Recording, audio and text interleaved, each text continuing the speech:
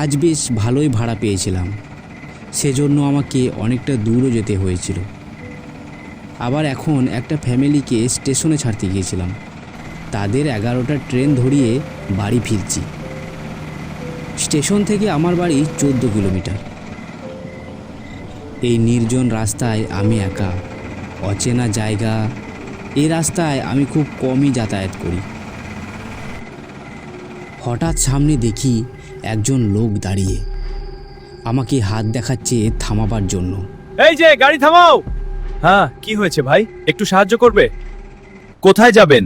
শিমুলতলা? এখন শিমুলতলা গিয়ে কি করবেন? আর ওখানে তো কোনো লোকজন থাকে না, আর এমনিতে অনেক রাত হয়ে গেছে। আমি এখন যাব না, বাড়ির কিছু নোংরা জিনিস আছে, সেগুলোই ফেলবো। চলো চলো, না করো না, এর জন্য আমি তোমাকে 1000 টাকা দিব। শিমুলতলা তো কাছেই, এইটুকু রাস্তার জন্য আমাকে 1000 টাকা দেবে?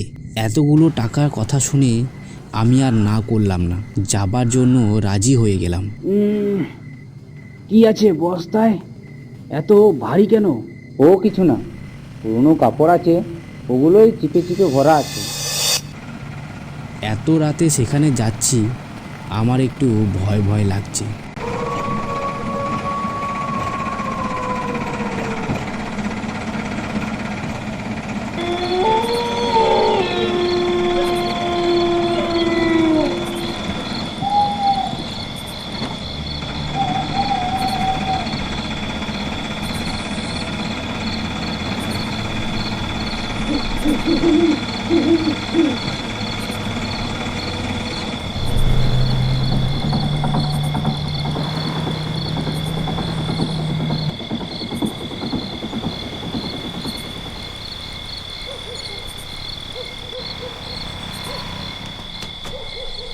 আমরা সেখানে পৌঁছে গাড়ি থেকে বস্তাটা নামালাম এবং সেখানেই রেখে দিলাম। চলো চলো, তাড়াতাড়ি চলো এখান থেকে, এখানে বেশিক্ষণ থাকা যাবে না। কেন জানি না অটো কিছুতেই স্টার্ট নিচ্ছে না। আমি অনেকবার চেষ্টা করি, এটা তো স্টার্টই হচ্ছে না। অটো হেডলাইটটা জ্বলছে আর নিচ্ছে, কি হবে এখন? এদিকে অন্ধকারে আটকে গেলাম, টেনশন হচ্ছে ভাই। কিছুক্ষণ পর অটো স্টার্ট নিল। আমরা আবার সামনের দিকে এগোতে থাকি।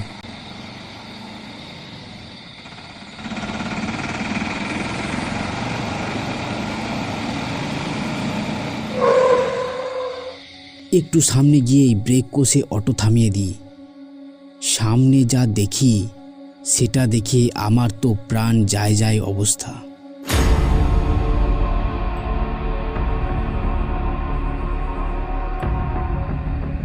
এটা কিভাবে সম্ভব?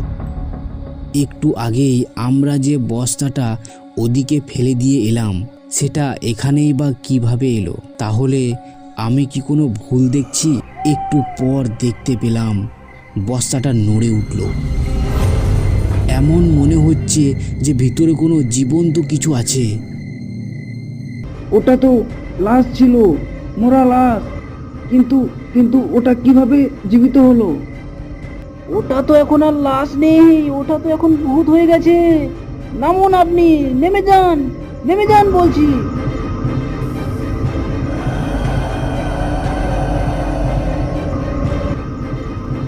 আমি অটো স্টার্ট করার চেষ্টা করি, কিন্তু কোনোভাবেই অটো স্টার্ট নিচ্ছে না।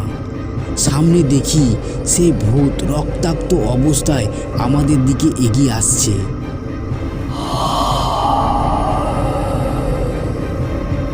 এবং অটো ধরে ঝাঁকাতে শুরু করেছে। বাঁচাও, বাঁচাও, বাঁচাও, আমি কিছু করিনি, ছেড়ে দাও আমাকে, ছেড়ে দাও, ছেড়ে দাও আমাকে।